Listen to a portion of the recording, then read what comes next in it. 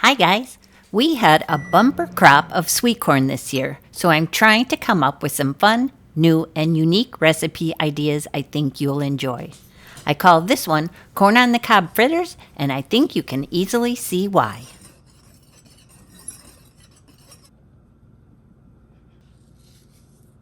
When the peanut oil, or you can use avocado oil, is hot and ready for frying, dip each ear, one at a time, into the sweet, homemade buttermilk pancake batter, which is made of flour, sugar, buttermilk, baking powder, melted butter, vanilla, egg, and salt.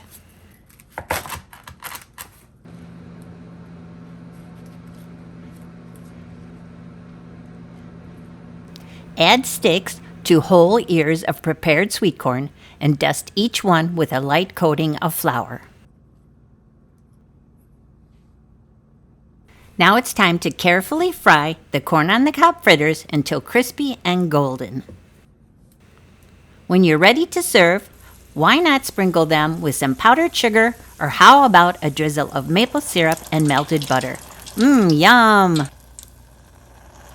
Find the full ingredient list in the description box below.